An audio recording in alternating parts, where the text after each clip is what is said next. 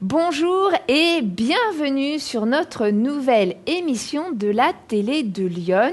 Aujourd'hui, nous allons parler d'entreprise familiale et notamment lorsqu'on est une femme, comment reprendre les rênes de l'entreprise familiale. Mais avant cela, j'ai le plaisir d'accueillir aujourd'hui Isabelle qui sera notre chroniqueuse. Bonjour Isabelle. Bonjour Nathalie. Enchantée de vous retrouver comme chaque mois. Et effectivement, on est ravis à chaque fois de t'avoir sur le plateau. Alors comme je le disais, aujourd'hui on va parler de la transmission d'une entreprise familiale à la fille de la famille, ce qui n'est pas toujours en fait évident. Et puis on va voir peut-être, je crois que tu as quelques anecdotes d'entreprises justement qui ont fait ce choix aussi. Donc on verra ça en fin d'émission. Avec plaisir. Eh bien, on accueille dès à présent donc Marie Vargos qui viendra nous parler de ce sujet. Bonjour à tous. Bonjour Marie. Merci pour l'invitation. Merci de venir sur le plateau de la télé de Lyon. Alors, on est ravis de te recevoir, d'autant que tu es iconaise puisque tu as grandi ici et tu as maintenant une entreprise ici.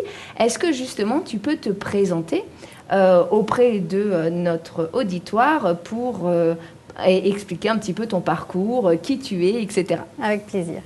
Effectivement, donc j'ai 39 ans, je suis née, j'ai grandi dans Lyon.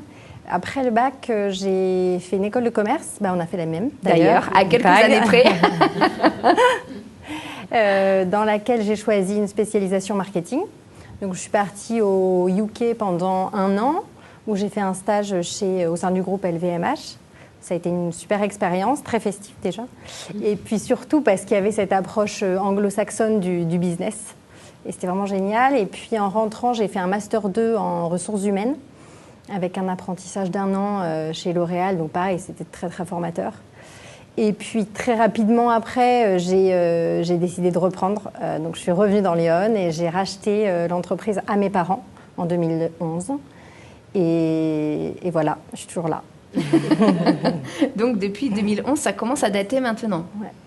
Alors qu'est-ce qui t'a poussé justement à prendre cette décision de récupérer l'activité familiale et puis de perpétuer finalement ce que tes parents avaient créé au préalable?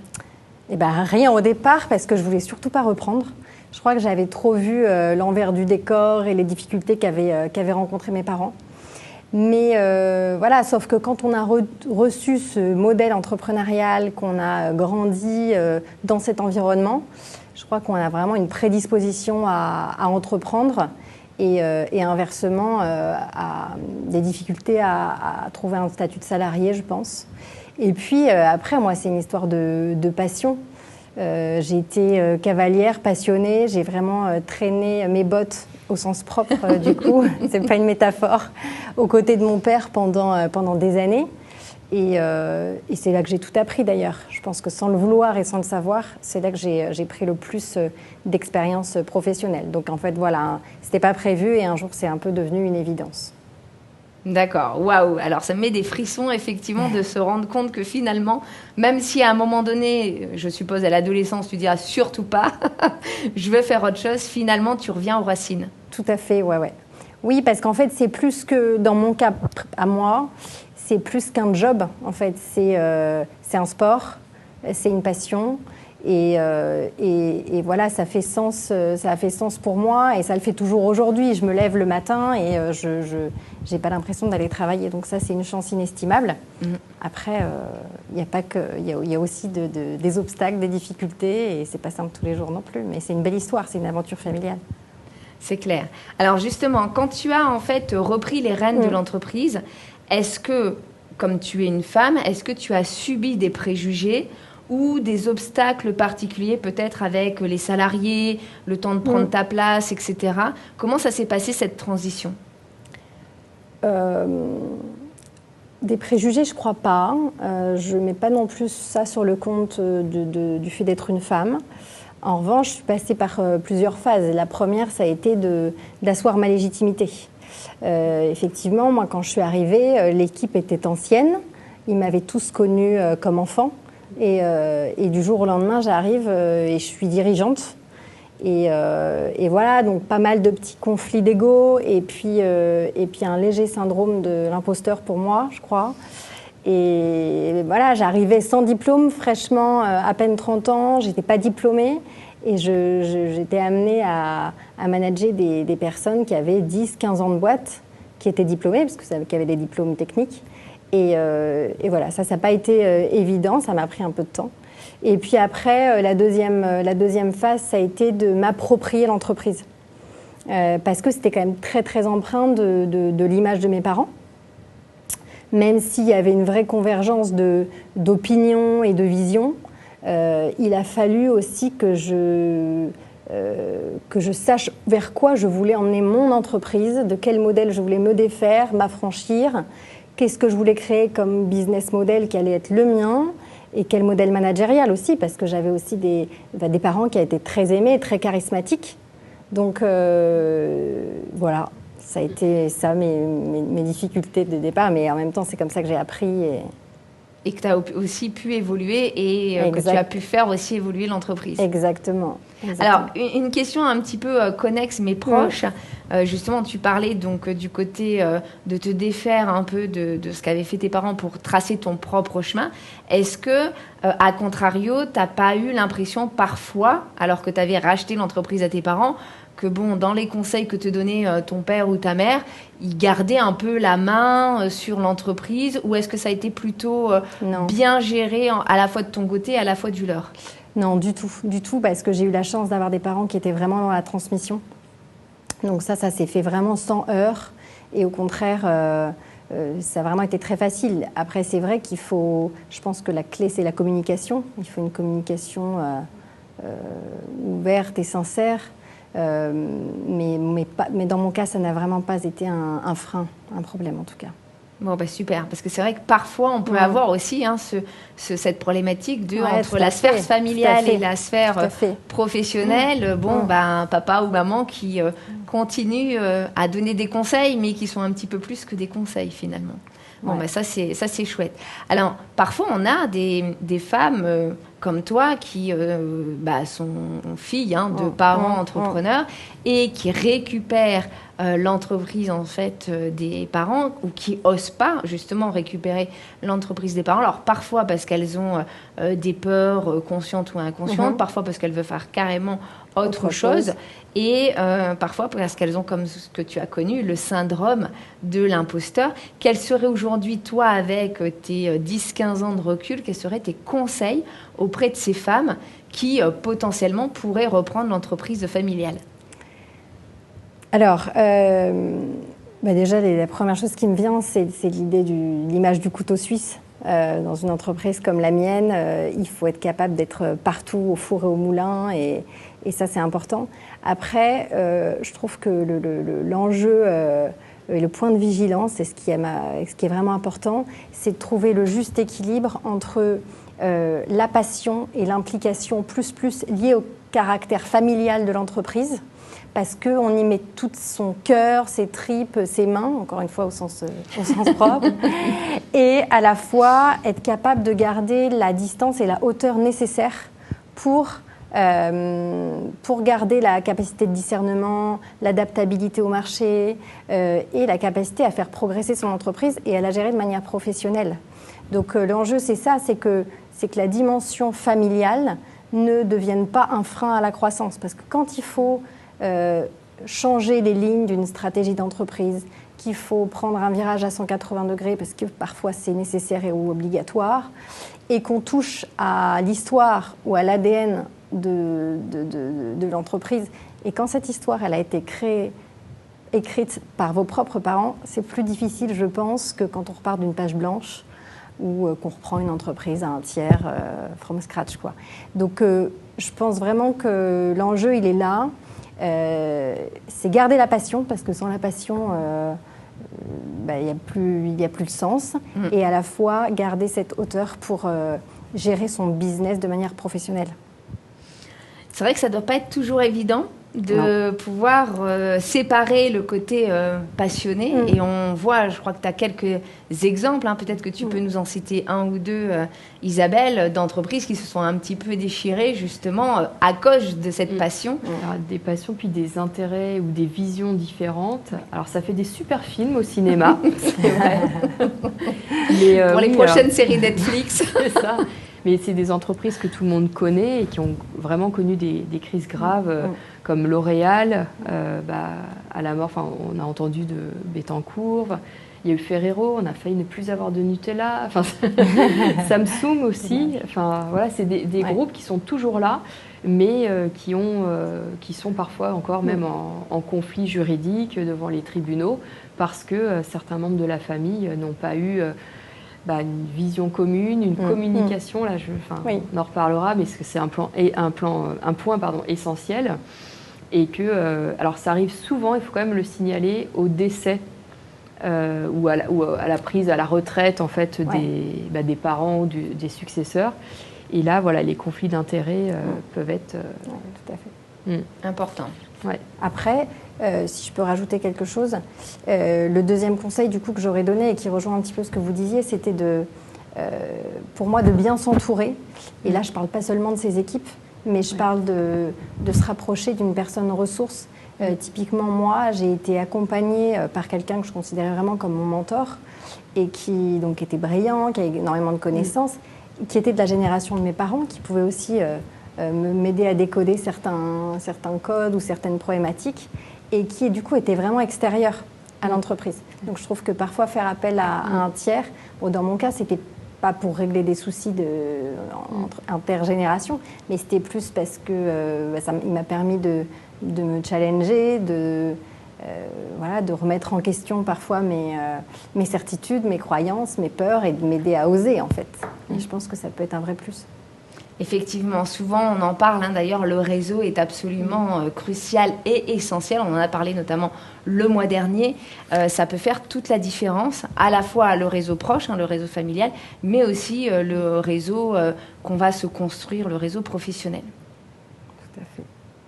Alors, pour terminer, Marie, est-ce que tu peux nous partager, si tu as une expérience significative, qu'elle soit positive ou négative, que tu as vécue peut-être au moment de la reprise de l'entreprise ou peut-être un petit peu après et qui t'a particulièrement marqué, où tu dis « Ah, avec le recul, peut-être que j'aurais fait différemment ». Différemment, je crois pas, parce que alors déjà une expérience significative, c'est compliqué parce que des coups, on en prend tous les jours. C'est vrai. Des victoires et des bonnes nouvelles aussi, heureusement. J'ai pas de regrets. À chaque fois, je trouve qu'on tire des enseignements de ces échecs, de ces erreurs. Et j'essaye de le voir toujours sous ce prisme-là. Après, le dernier souvenir en date, voilà, je dirais peut-être que c'est la période de Covid qui a été marquante. Et là, c'est vrai qu'on a l'impression, moi j'ai eu l'impression que tout allait s'arrêter. Et puis finalement, les bénéfices qu'on a retirés de cette période-là sont énormes. Et ça rejoint ce que je disais tout à l'heure. Je crois que, et c'est le dénominateur commun quand même de toutes mes expériences, c'est que je crois qu'il faut vraiment être capable de se remettre en question, comme dans la vie perso d'ailleurs. Et je crois vraiment que c'est la clé pour se développer en tant que chef d'entreprise et être capable de remettre en cause tous ces schémas de fonctionnement bien enracinés parfois pour parfois repartir sur des bases qui sont complètement nouvelles. Et voilà, pour un nouvel essor. Eh ben merci en tout cas pour ton partage. C'est vrai que c'est pas évident parce que dans la vie d'entrepreneur, je crois qu'on a, comme tu le dis, tous les jours ou toutes les semaines ou tous les mois, des expériences significatives, qu'elles soient positives ou négatives. Et c'est ça aussi qui nous construit en tant qu'entrepreneur. En effet. Alors, je vous propose qu'on rejoigne donc notre capsule du jour et qu'on se retrouve juste après.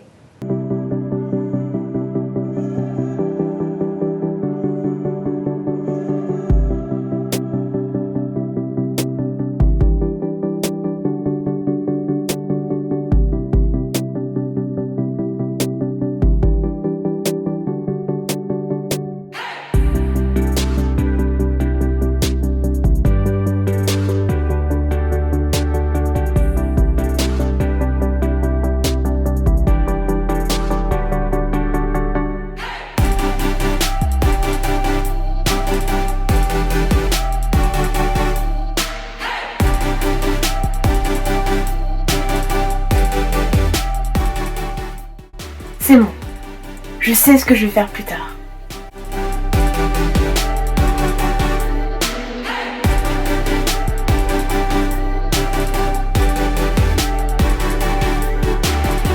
Un jour j'irai là-haut.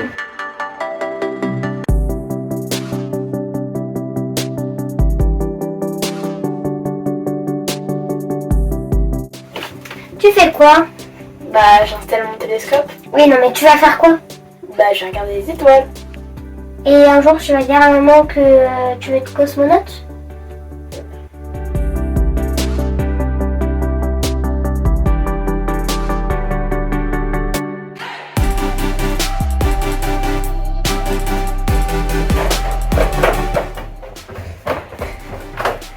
Maman, faut que je te parle. Oui, chérie? Bah, de quoi tu veux me parler? Maman, faut que je te parle de mon avenir. Ah, mais ton avenir est tout tracé. Il est prévu que tu reprennes l'entreprise familiale. Bah non. Bah pourquoi? Bah parce que je vais être astronaute moi. Mais depuis quand? Bah depuis que j'ai vu le film Interstellar. Ok, mais bon, c'est une lubie. Non, Bah pourquoi? parce que je veux aller dans des planètes, je veux aller découvrir l'espace quoi. Être astronaute. Oui, mais c'est bien aussi de reprendre l'entreprise familiale. Tu vas pouvoir découvrir des clients, découvrir des stratégies marketing, t'occuper d'améliorer la société pour aider les femmes à ne plus être discriminées. Oui, mais je peux faire découvrir l'univers, découvrir les étoiles, aider le monde quoi. Ah. Ben c'est embêtant, j'avais prévu que tu récupères l'entreprise familiale. Comment je vais faire? Bah tu demandes à quelqu'un d'autre. À qui? Bah je sais pas moi. Quel dommage. Bon ben voilà, alors je tiens à signaler quand même que cette vidéo est une vidéo humoristique au cas où, puisqu'il y a eu des remarques de la part de ma fille. Donc voilà, c'était juste pour illustrer la reprise d'une entreprise familiale par la fille de la famille. Alors Isabelle, je te laisse rebondir et puis je te laisse le mot de la fin avec les conseils.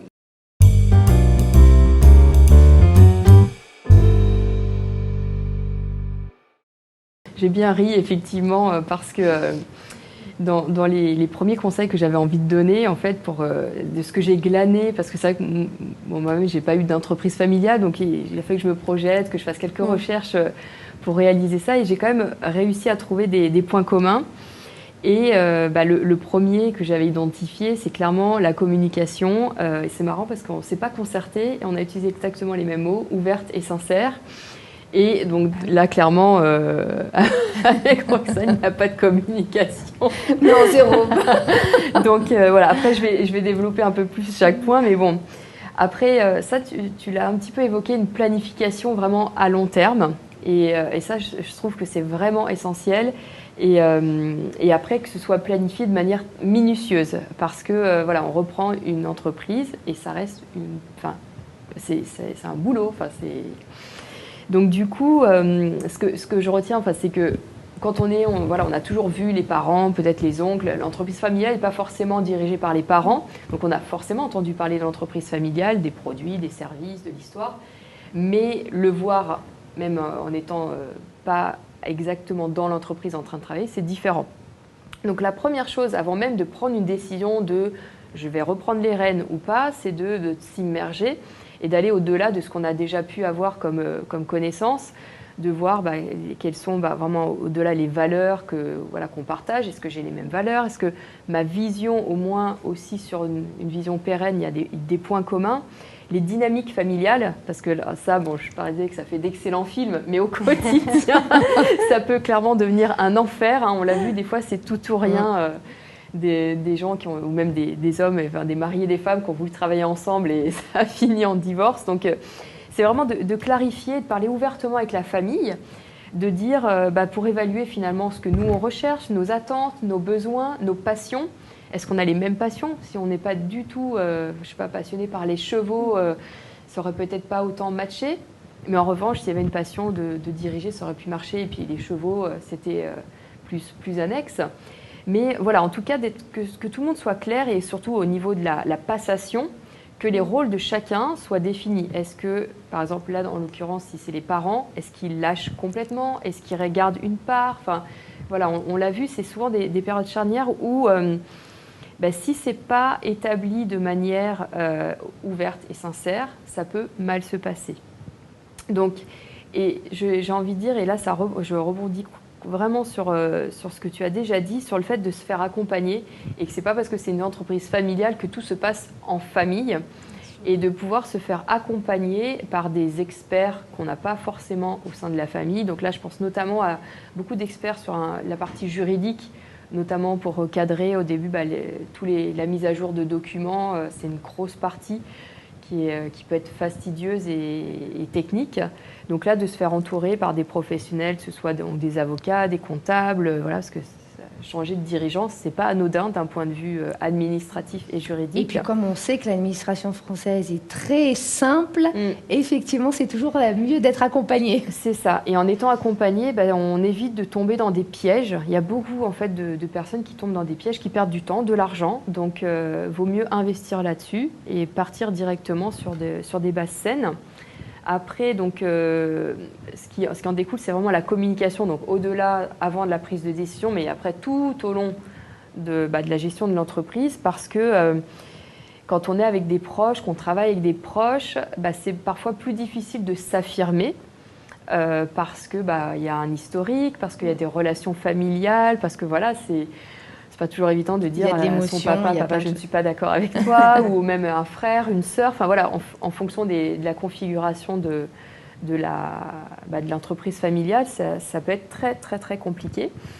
Et du coup aussi, ce qu'il faut s'en méfier, c'est qu'il faut vraiment formaliser aussi cette communication, parce que quand on est en famille, on se dit on fait un petit SMS, quelque chose, ou on le dit de vive voix parce que peut-être on rentre le soir à la maison et on le partage au dîner. Mais sauf que dans une vraie entreprise, c'est pas au dîner qu'on partage et qu'on va débriefer une réunion.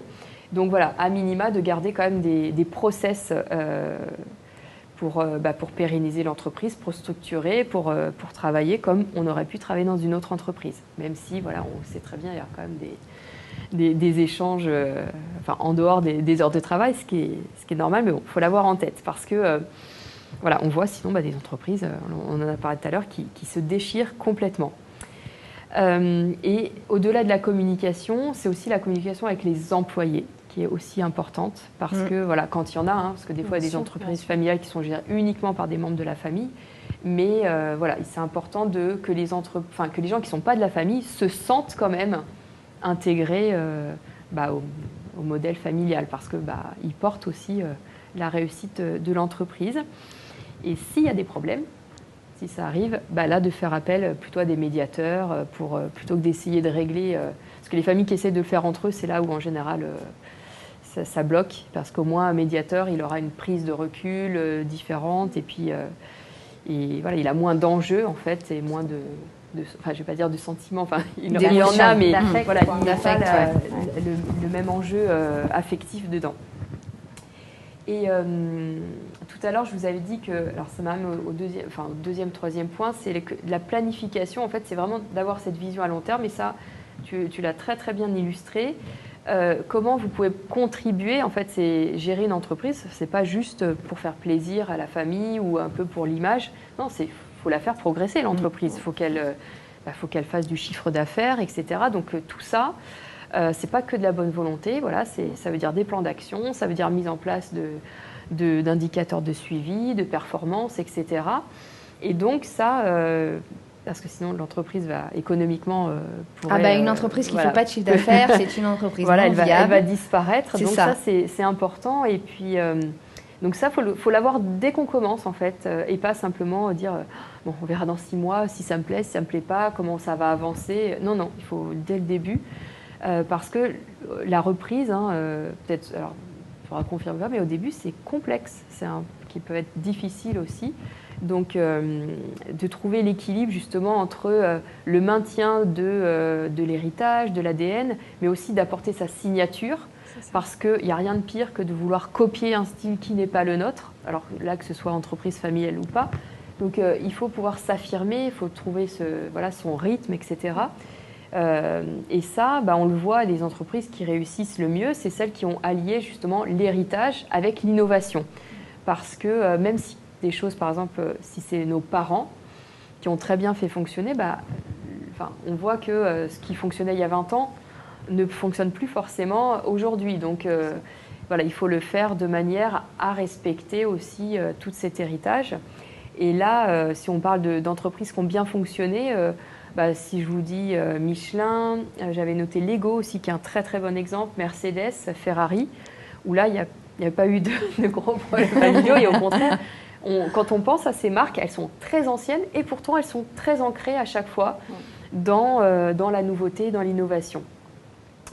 Et pour finir, mon dernier conseil, et peut-être c'est un point crucial et qui est plus difficile à faire, c'est quand on gère une entreprise familiale, c'est de préserver l'équilibre entre sa vie professionnelle et personnelle. Et là, je vous raconte.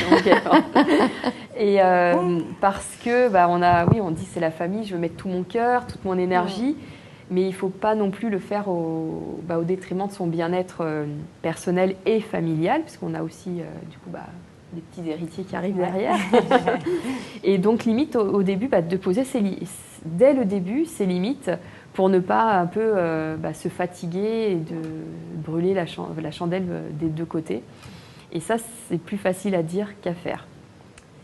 Je confirme. Je me tourne vers toi. Ouais. Mais effectivement, ça ne doit pas être forcément facile tous les jours, surtout que tu as encore un petit, même si le deuxième est plutôt un peu plus grand. Mais effectivement, comment tu gères cet aspect-là au quotidien ? C'est pas évident, d'autant que moi, je vis sur place. Et puis c'est ce que je disais tout à l'heure, c'est pas qu'un job, c'est vraiment un mode de vie. Donc oui, c'est pas évident de séparer. Après, c'est aussi un luxe. On vit sur place, on profite aussi des installations. Moi, j'ai la chance d'avoir mes enfants qui peuvent profiter des activités qui se passent pendant les colonies de vacances, se faire des copains à la maison pendant que moi je travaille. Donc il y a aussi plein d'avantages, mais c'est vrai que c'est pas facile. Et je dirais que c'est quelque chose bizarrement que j'arrivais à faire au début et que j'arrive moins à faire maintenant. Donc rien n'est jamais acquis, comme on dit. Et oui, je pense qu'il faut se poser des limites. Mais c'est pas évident. Après, voilà, moi, il y a eu une grosse restructuration de l'entreprise quand j'ai repris, puisqu'avant, il y avait une écurie de compétition, il y avait la partie école d'équitation. Moi, j'ai divorcé, j'ai gardé que la partie hébergement, colonie de vacances, classe de découverte. Donc, les choses ont un petit peu changé depuis, mais c'est vrai que c'est pas évident. C'est un point de vigilance, en effet. Oui, mais de toute façon, je pense dans beaucoup de métiers, mais encore plus peut-être lorsque c'est l'entreprise familiale, parce qu'il y a cet héritage, comme tu disais, qui est fort en fait, et on ne veut pas aussi... quelque part, reprendre le flambeau et faire perdurer, et se dire, je donne la possibilité, je ne dis pas de l'imposer aux enfants, mais... si, absolument.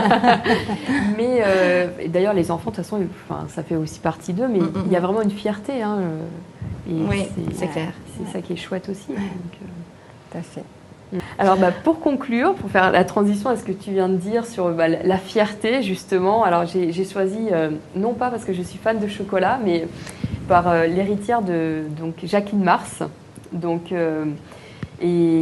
que j'ai aimé la métaphore, en fait, qui dit que les entreprises familiales sont comme des œuvres d'art et chaque génération apporte sa touche unique tout en respectant l'essence de l'œuvre originale. C'est très beau, en effet. Ouais, c'est inspirant. Très inspirant. Merci beaucoup. À méditer. Avec plaisir. Vous avez 4 heures, on se retrouve après une courte page de publicité. Merci en tout cas d'être venu, nous avoir rejoints sur le plateau de la télé Lyon. Merci de votre confiance. Merci à toi Isabelle, avec comme plaisir. d'habitude une chronique très intéressante.